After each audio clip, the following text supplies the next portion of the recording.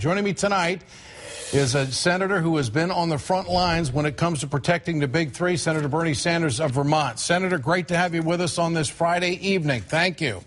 Good to be with you. How can we keep Social Security from being offered up in these financial negotiations when you have a president who is on record saying that he is open to change? How do you interpret that? How do you keep him out of the mix?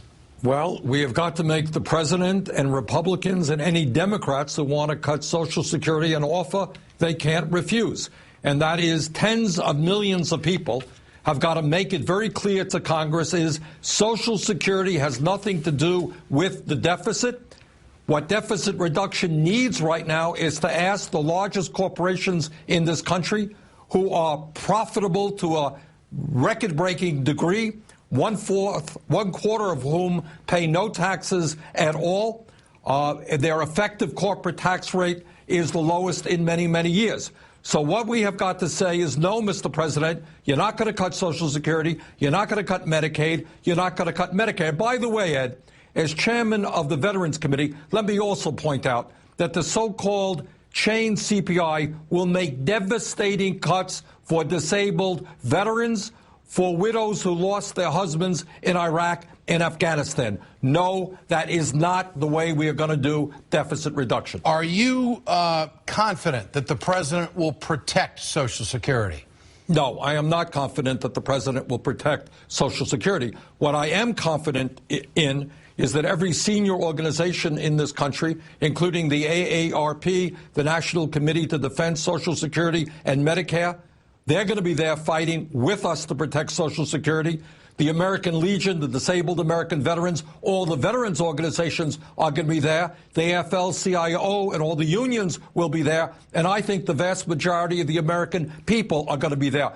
What we are talking about, Ed, and you made this point, we're not talking about financial issues. We're talking about ideology. What the Republicans want to do is destroy the social safety net that has existed in this country since the 1930s.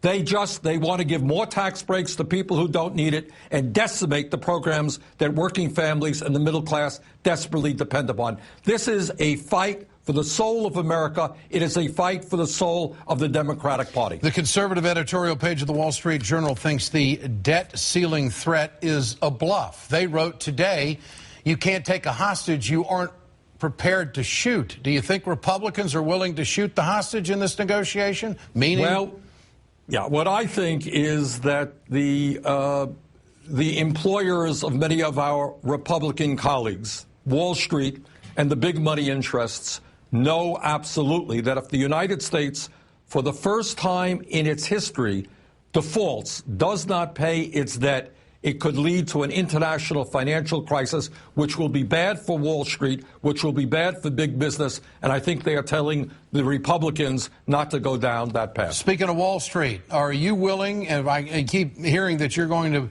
offer up a transaction tax that will generate several $1 billion to shore up this Social Security fund. Do you think you'd get support on that? I think we get support from the American people, and I think more and more folks are looking at that as an option. It would do two things. It would bring in many hundreds of billions of dollars over a 10-year period. It would put a damper on speculation on Wall Street. The other thing that we have got to do, Ed, is that right now we are losing $100 billion a year because of big money interests and wealthy individuals stashing their money in tax havens like the Cayman Islands and Bermuda.